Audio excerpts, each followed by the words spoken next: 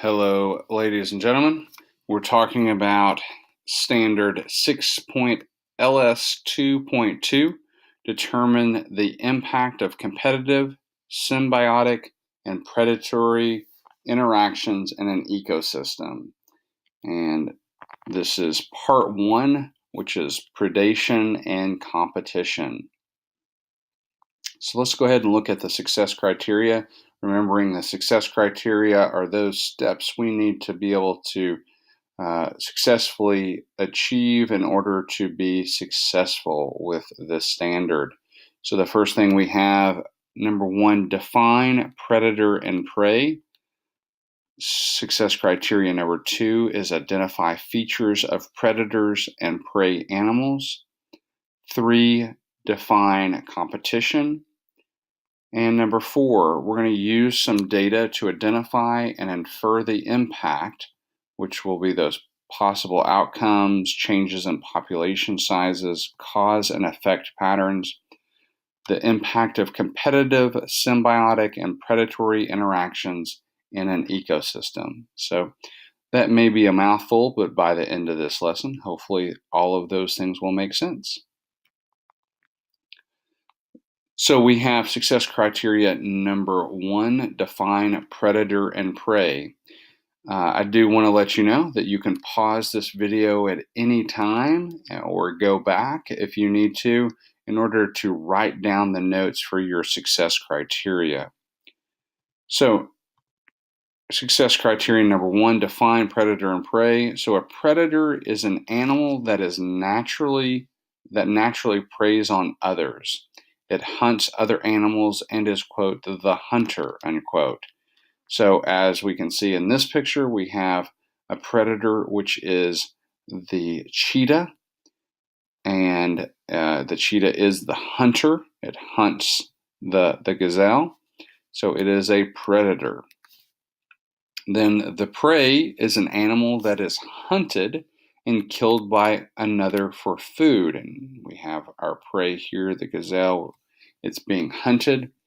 We also need to remember that insects can be considered prey. Oftentimes we think of prey as larger animals, but insects can be in that category of prey. So make sure you've written those definitions down.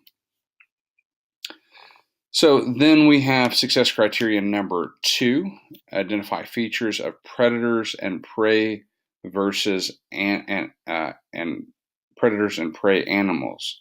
So we have certain characteristics or features that we can identify as a predator having and a prey usually having.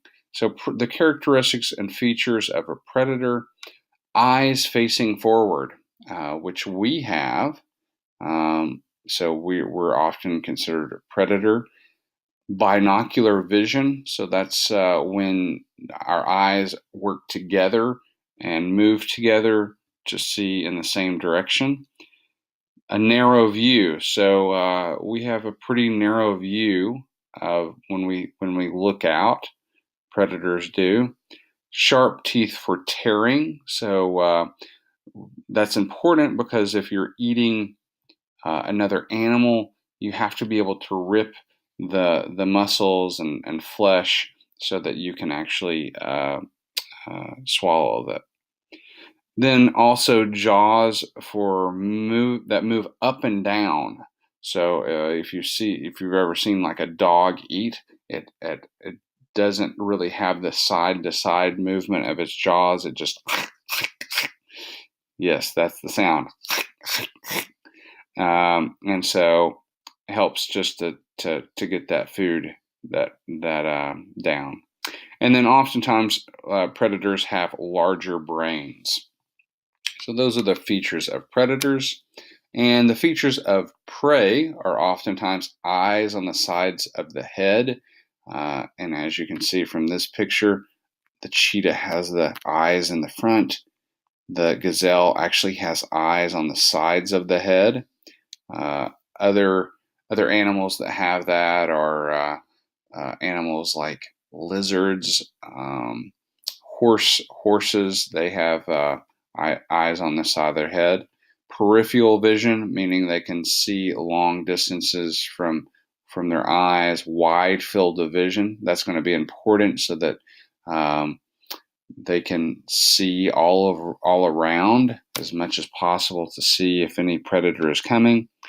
Teeth adapted for grinding, so those teeth need to be adapted so that they can chew plants, because prey are often herbivores, and so they need to have teeth that can grind and what's called masticate the plant material so that they can more easily digest it. Jaws move from side to side. If you've ever seen a horse or a cow eat, they have that motion of their jaw from side to side, which helps with the grinding of their food. And oftentimes prey have smaller brains. So those are the characteristics that often predator and prey have.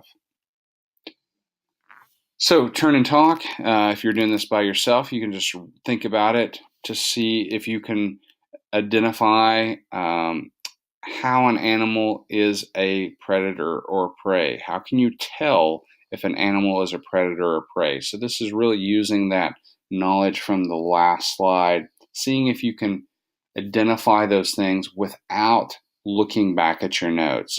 The more you can memorize those things and be able to talk about them without looking at it means that you've learned it more.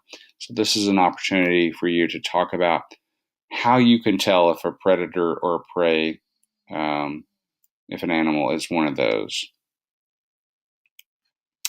Success criteria number 3, define competition. So competition happens when two animals are fighting over the same food or resource for survival. And we can say that that's two or more animals. In this picture, we have maybe a groundhog and some birds, and they're fighting over that same food source. So it can also be plants as well. There's competition between plants. We had that in our textbooks between the tree and the grass.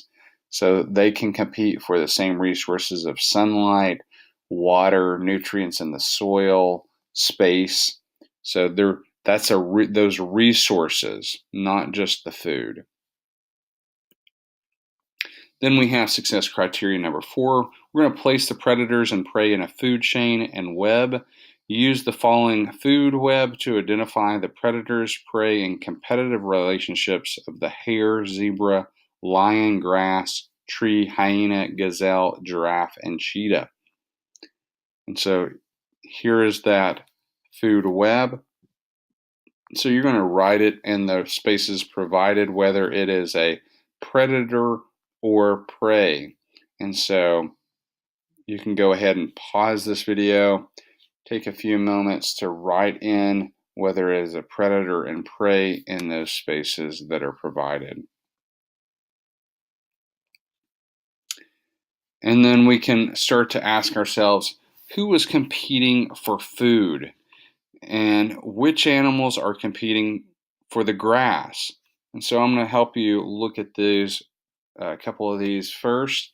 So we have grass here, and we can see what animals are competing for that grass by seeing where the energy from the grass goes. So the arrow goes to the gazelle, so the energy from the grass is moving toward the gazelle, toward the zebra, hyena.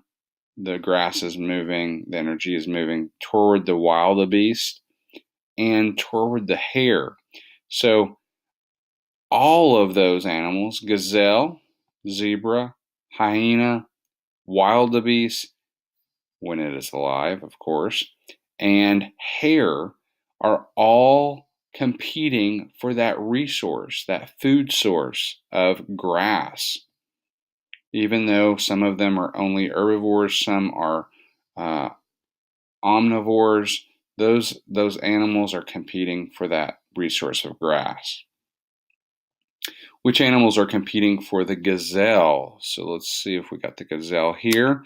And that energy from the gazelle, because remember, everything is energy. That is energy. Remember that those pictures of the heat that we saw from the animals, that energy is going to go into the lion. So it's going into the lion. It's also going into the cheetah. So they're competing for that same resource of gazelle. The cheetah and lion are competing. So what I want you to do is to answer these two. Which animals are competing for the dead wildebeest, and which animals are competing for the zebra? So go ahead and write those down. You can pause the video. So now we're going to do some predictions of population. Once prey populations increase, predator populations will begin to increase as well. So we have our diagram here. We have our horizontal axis. Time is moving from this way in this direction. So it's getting, the time is increasing.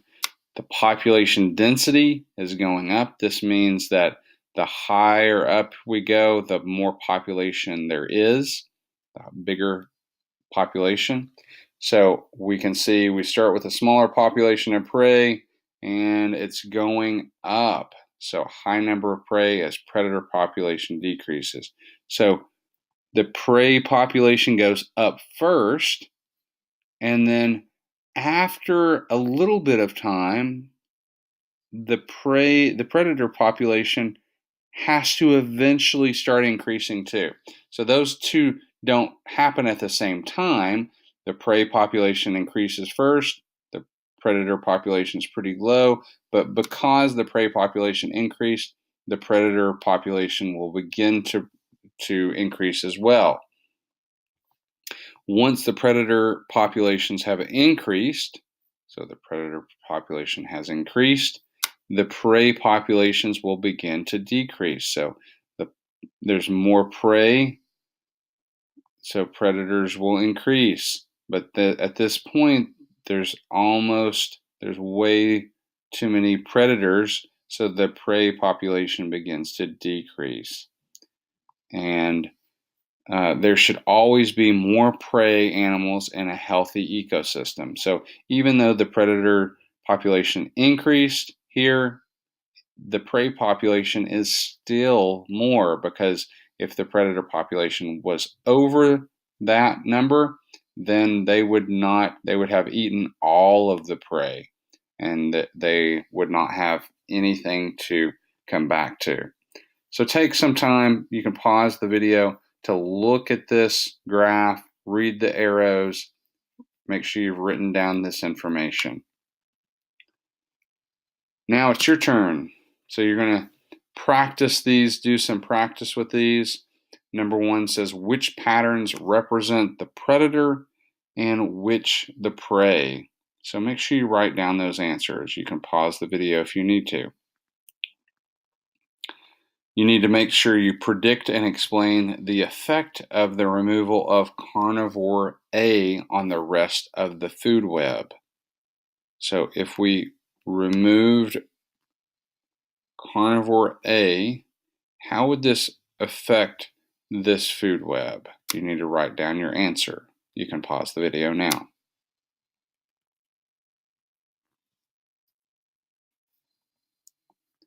All right, ladies and gentlemen, thank you so much for watching this video. Make sure you study your success criteria.